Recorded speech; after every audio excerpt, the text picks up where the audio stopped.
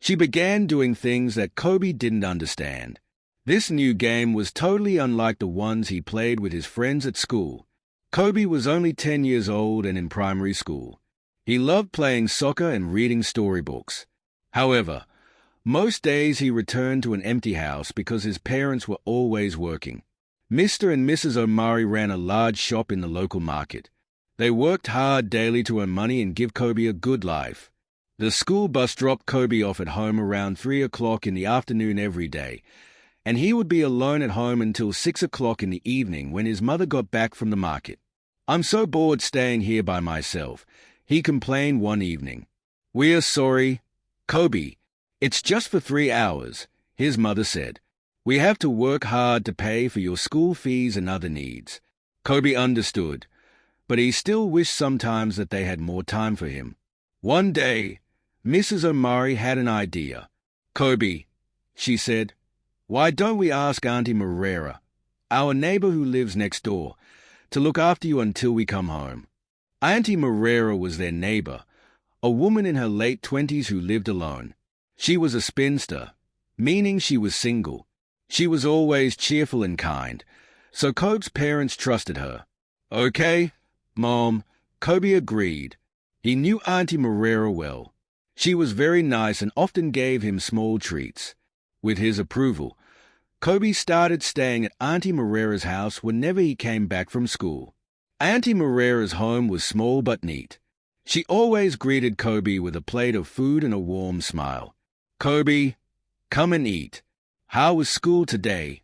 she would often ask. At first, Kobe felt a bit shy, but as time went on, thanks to her jovial personality and sweet stories, he became comfortable. Auntie Marrera was exceptionally kind. She would buy cartoons and other fun children's movies for Kobe to watch on her small television. Eventually, she bought for Kobe a Game Boy video game, which he loved so much. "Kobe, take this. It's for you," Auntie Marrera said softly, with a warm smile on her face, as she handed him the toy for the first time. Kobe was reluctant and shy to collect it at first, but she insisted, stating, "Kobe, you are the junior brother I never had. I will get anything you want." Kobe thanked her with a heart full of gratitude as he collected the Game Boy. However, from that day, things changed. It all started one Tuesday afternoon, after Kobe had returned from school. While he was with Auntie Marrera, she suggested teaching him a new game. "This game is just for both of us, Kobe. Nobody else is allowed to play or know about it," she said softly, almost in a whisper. But Kobe did not understand the game at all. Auntie Marrera made him see things and do things way beyond his time. She guided his hand to explore her body, which greatly confused Kobe. Even more confusing for Kobe was the sounds Auntie Marrera made and her expressions as she played the supposed game. Midway, he interrupted by saying, "Auntie, I don't like this game." A worrisome and traumatized expression masked over his face. "Don't worry, Kobe. With time, you will come to enjoy this game," Auntie Marrera assured him. Little by little, this little secret game became a daily routine, one that Kobe despised so much. He was young, tender, and too naive, and he never really understood the look of excitement or pleasure Auntie Marrera had whenever they played this supposed game. Over time, Kobe started dreading going to Auntie Marrera's house. He would wait long hours in school after the closing bell before returning home. On days like Friday, when the school closed earlier than usual, he would drag his feet slowly on the road in a bid to come back home late. One day, after having yet another game session with Auntie Marrera, Kobe felt an urgent need to tell his parents, but he was scared. He couldn't explain why he was scared or felt reluctant to tell them, but he just had the feeling. Eventually, that evening, Kobe walked up to his mother in the kitchen. "Mommy, I want to tell you something," he started with a slow tone, almost in a whisper. "What is it, Kobe?" Mrs. Omari asked, impatience plastered all over her reply, as she turned her head swiftly from the kitchen sink. "Mommy, it's about Auntie Marrera," he said, Before he could continue, Mrs. Omari cut into his speech midway. "Kobe, Kobe, how many times did I call your name?" she asked with annoyance on her face. "Kobe, your dad and I work hard and tirelessly to give you the best life we can afford. I know we are not always there for you, but Auntie Marrero is helping us fill that void for now. Don't worry, you will get to like her, and you both will become friends," Mrs. Omari stated, as she patted her son on his head. "But, Mommy, no," Kobe started. "But, Kobe," Mrs. Omari cut in.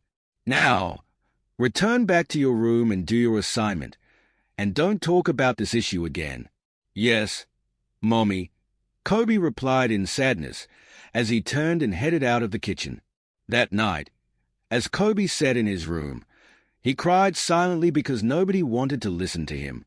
He didn't understand what Auntie Marrero was doing to him, and now even his own parents did not have the time for him. But little did he know that his troubles were only getting started.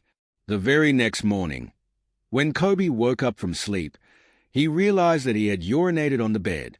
Kobe was shocked and tense at the same time. He had stopped bedwetting since he was a toddler, and besides, he did not drink excess water the previous night to warrant such. Could this be as a result of the game Auntie Marrero plays with me? Kobe thought, as he reminisced. Worse still, he could not tell his parents, lest his mother would beat him.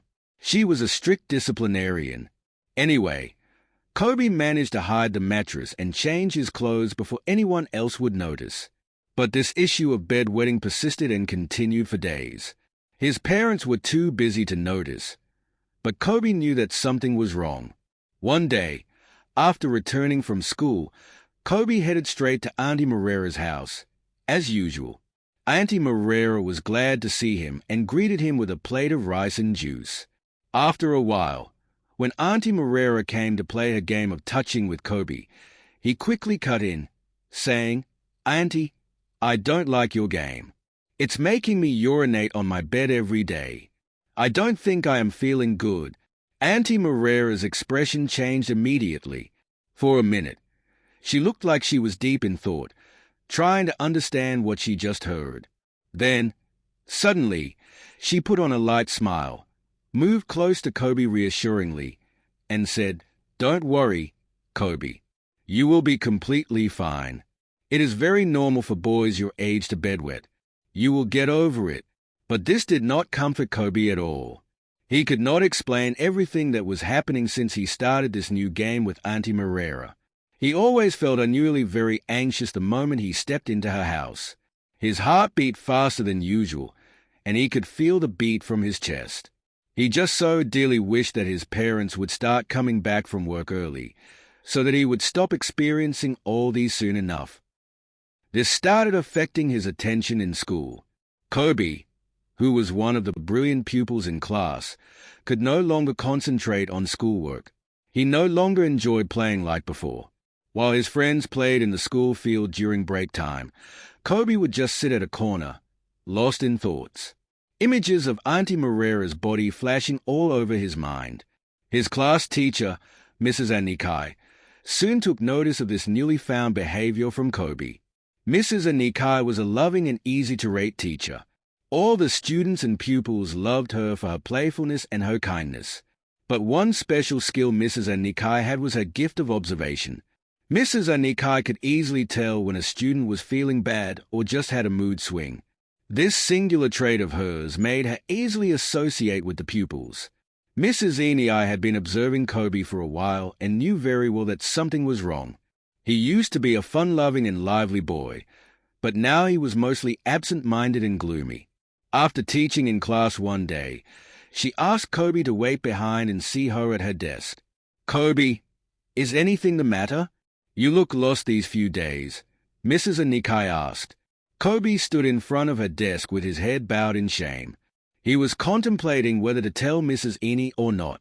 He was trying to speak, but the words felt too heavy for him to open up. "No, Ma, everything is fine," Kobe lied. After some awkward moments of silence, Mrs. Anikai started, "If you are facing any personal challenges, Feel free to share with me. I am your teacher. I am here to help you both educationally and otherwise. Eventually, she dismissed Kobe, but Auntie NKI was not convinced. She had, in fact, confirmed that Kobe was hiding something too big. He was scared to open up. That day, as Kobe went back home, he prayed that his parents had returned, so he wouldn't have to go to Auntie Morera's house. But, alas, everything was just the same.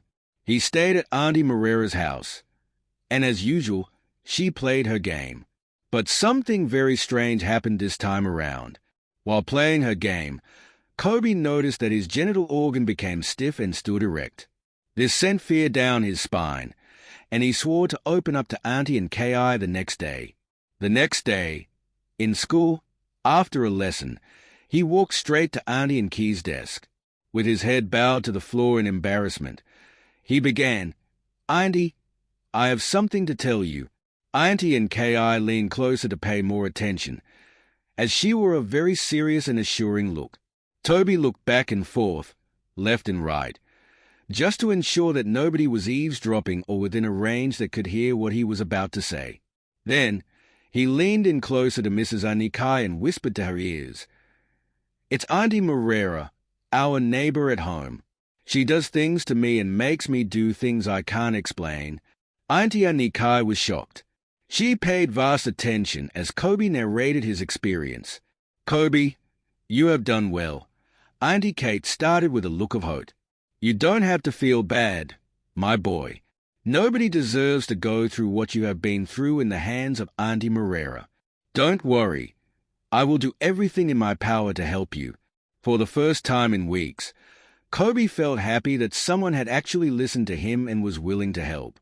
On the other hand, he was scared because he didn't know what Auntie Morera's reaction would be. When she found out, Auntie and Ki quickly had a meeting with the headmistress and some of the school board, and they all agreed that indeed the matter was serious and needed to be treated urgently. The school authorities summoned Mr. and Mrs. Omari to the school the very next day, so as to discuss the new development from Kobe. Did Kobe get into trouble? Mrs. Omi asked anxiously, as she sat in the headmistress's office, looking very impatient. "No, please have your seat. What we are about to discuss is even far worse," the headmistress stated, as she ushered them into her office.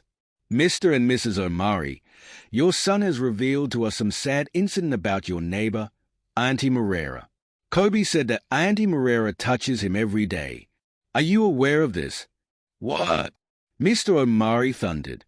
He clenched his fist and stood up almost immediately from his seat. Mrs. Omari was shocked to the bone marrow. Mrs. Eni, who was also present, narrated the whole ordeal to them, just as she had been told by Kobe. After much deliberation and begging, Mr. Omari finally agreed not to take matters into his own hands but to involve the necessary agencies involved in such crimes. That day, as school closed, Mrs. Omari came to the school herself to pick up Kobe and take him back home. "Kobe, I am very sorry for not paying attention to you when you wanted to share your struggles with me. I was carried away with work, failing to pay attention to my own flesh and blood. Don't worry, your dad and I have things sorted out. You will feel confident again," she added as a tear crawled down her face. That evening, Auntie Morera received a heavy knock on her door. When she went to check who it was, she was met by the mean faces of 3 policemen dressed in black and holding guns. They were police officers. Mr. Omari had returned with some police escorts, accompanied by Mrs. Eni and the school headmistress. "Miss Morera, you are under arrest for child molestation," one of the officers stated. "You must be mistaken. You are in the wrong house," Auntie Morera defended, as she stood frozen in both fear, confusion, and shock.